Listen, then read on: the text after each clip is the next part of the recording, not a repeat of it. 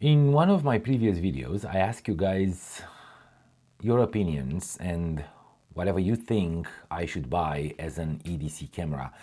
An everyday carry that will help me document everything from family to street photography to all the things that I'm doing every day. And I was overwhelmed by the amount of messages that you guys put down. So I decided that it would be better for me to just go ahead and choose something out of the multitude of cameras on the market that can and should become an everyday camera for everyone. Hey, what is good everyone, Chris here, welcome back to the channel. And though I sounded a little bit condescending with that intro, I was actually shocked that you guys didn't jump in to let me know what you think will be a great camera for me. That means you don't know me much, so my future videos will somehow present me in what exactly I am and make you let me know better and help me with all kinds of decisions that I might have in the future.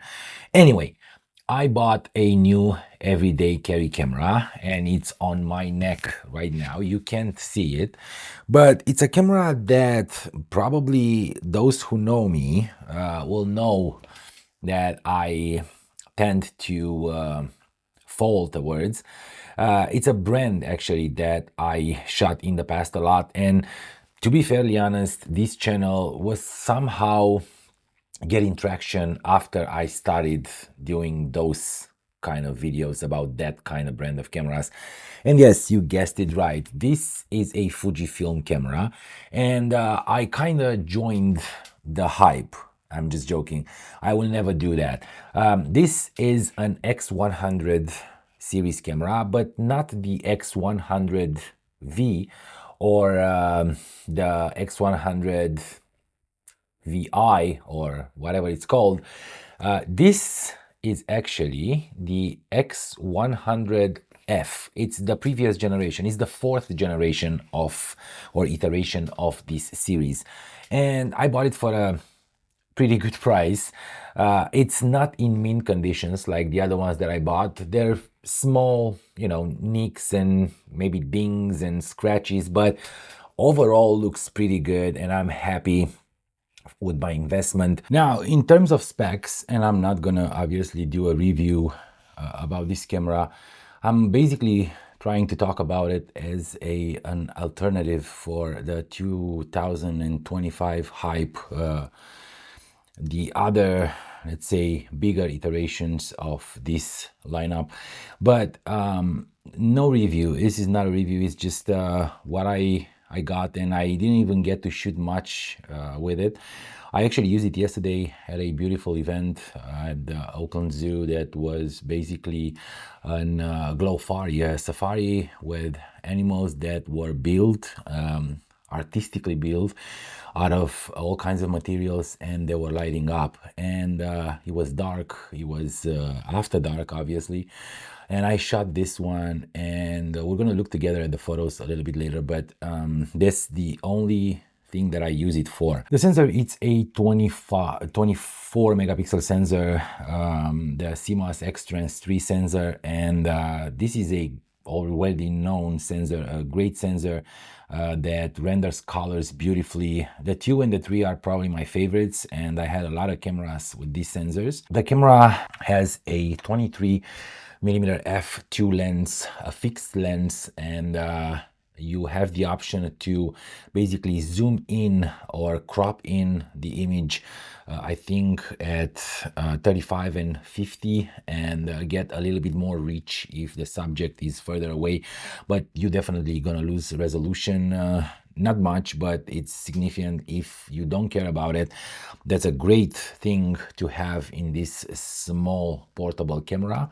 The aperture is f2, like I said, f2 to f16. It does have this beautiful knob right here. They're on the both sides, two knobs that you can change the aperture, and the clicky sound of this aperture is pretty enjoyable. I really like it. It's subdued, but it's like a firm click, and it's very nice. The look of it, it's the look of the X100 series. You have the ISO and shutter speed dial combined that you have to pull up for the ISO or turn it for the shutter speed, as well as the exposure compensation dial right here. Two dials, front and back. You can switch them and put them to whatever you like. They're both able to be pressed in, and that helps a lot. This one has what everyone loves, both the joystick and the D-pad, and to me this is how these cameras should be. It's very easy to have this D-pad set up to whatever you want, all 4 directions to different stuff, white balance and drive modes and whatever you think you're gonna use. It's very nice to have, and just keep the joystick for using it to change the autofocus points. I believe they're around 190 something. The focus system is basically a hybrid system. Is a face detect system that can detect faces and track faces, and also a contrast autofocus. So it's a hybrid autofocus system that works pretty well. It's not super fast, and if you are looking for something fast, you're not probably gonna go to Fuji, and I'm sure I'm gonna get a little bit of a heat about that, but this is not the best autofocus on the market. Sony and Canon and lately Nikon are getting better autofocus systems. It's pretty okay for me and for what I'm going to use this camera for. It's not the camera that I'm going to shoot sports or wildlife with it, or just use it for action and I don't know, motorsports. It's the camera that I will have with me all the time, and I want to have it with me all the time to capture all I can and all my endeavors in street photography and travel, and document my life and whatever is around me every single day. Now, the grip on these cameras, especially on the X100 series, especially the old ones, it's not very good, and it might slip off your hand because it's probably raised, I don't know, 1/4 of an inch, if that, and there is no thumb grip on the back, so you basically don't have any kind of grip on the back to hold the camera, so you need to shoot both hands every time, and that is when these things are coming in, and you have to basically buy other accessories for these cameras. I'm sure that everyone knows that, and this is a thumb grip and helps me a lot to just hold the camera, and now it's very solid. I can put pressure on it, I can hold it tightly, and this one doesn't block my back dial here, so it's good. I do have another one that I think I was using on my Fuji X-C3, but this one does block the back dial, and it's not very useful. If you're shooting all analog and use the dials for everything, that might be helpful for you.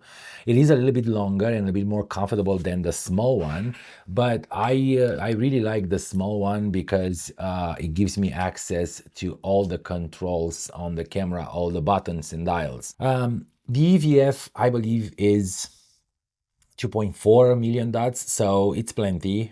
It's the magnifications, I am actually not sure how, I think it's 0. I don't know, 80, something like that. The screen on the back, it's pretty accurate. It's bright enough, not tiltable at all. It's a fixed screen, so that might be a problem when you're shooting on the streets, and if you want to shoot from your hip or shoot a little bit higher, it's gonna be tough to see. You have to rely on let's say your inspiration and creativity and your ability to compose without looking at the image. In terms of buttons, it does have everything you need. Like I said, it has the D-pad that you can customize the way you want, a playback button, a delete button, the display back button, and also the Q button, which is a quick function button, and you have all the options that you can customize on the go fast without going into the menus, and this is probably my favorite button on all cameras. And another FM button right here on top. This camera is known, or this line is known for this switch in front right here. This one that can basically give you the option to switch the EVF to an OVF, an optical viewfinder, and that makes these cameras so hyped because you have a let's say 70% rangefinder style camera in your hand that is actually a digital camera. And this OVF is pretty nice. It does have the framing lines and everything for all of the options that they are giving to you by the lens, that you can zoom in, so that is great. Also, you have a button right here that you can customize to whatever you want. This one has an built-in ND filter, which is great, especially if you're shooting in brighter conditions and you want to use the mechanical shutter and not the electronic shutter to avoid bending and all that. But it's good for even filming videos, and because we're there, this one shoots only 1920 by 1080, which is a full HD video. The image quality in video is not bad at all. It's just that it's not a video camera, so you're not buying this to use it for video, you're using it for photography, and it's a photography first camera. The downsides at this point, and I always talked about that, and everyone was bashing me for saying that. This battery is the old battery. I know that the new ones have the new battery that it's in XH2. This one is the W126, I believe, iteration, the one that it's in X3 and below, the X Pro 3 and below. And it's not a battery that will hold you more than, let's say, 3 hours, 4 hours, maybe, depending on your shooting. So it's better to have a couple more charged and ready in your pocket if you're going out to shoot the whole day. I like the fact that it's built like a tank, metal, all metal, magnesium alloy, I think. I like the OVF, like I said. I like the old school switch for the autofocus modes right here on the side. It's super nice and super subdued, and I really like to do that if I need to on a pinch and don't get into the menu or press one button and literally cancel one of the buttons for other settings and set it up for the autofocus modes. It's great to have it here on the side, and it's unobtrusive. It won't bother you even if you're shooting with your thumb like most of the people do. You can't bump it. It's pretty solid, and the clicks are pretty solid. The lens, from what I know and from what I heard, it's not extremely sharp, but let's look at some of the images right now, and you can decide if it's sharp or not. For me, I think it's sharp enough from what I've seen, but and I'm not sure if this camera is meant to be tech sharp. This camera is meant to give you that vibe of shooting old school style, full analog, because you can do that with it having aperture rings and shutter speed and ISO ring as well, dials, and as well as the exposure compensation dial. And analog doesn't mean sharp. Analog means storytelling, means image quality, that it means grain, and so on and so forth. And probably the best thing about this camera is the way you can customize them. I know that they're not, or they used to be the best. They're not the best anymore in terms of customization. I know Panasonic came up with the sorry for the sound, it came up with the Lumix Lab or something that gives you a lot of customizations, and you can load lots into your cameras and have whatever looks you want. But still, these images, I believe they look good. They have that Fuji look that I love. You can play with the shadows, you can play with the highlights, you can play with the grain, you can play with the sharpness, the colors. Now you have a lot to work with, and I know that some of you are already Fujifilm shooters and know all that, but for the new people on the channel that I'm appreciating having here, and thank you for subscribing. We're talking about Fujifilm as a family, and we are always interacting when it comes to situations that we're encountering with Fujifilm cameras, because and I said it before, I love Fujifilm cameras. I don't like what Fujifilm does, and I keep repeating that. They are, to me, kind of ruining the whole thing about this camera, and all this hype that they entertain.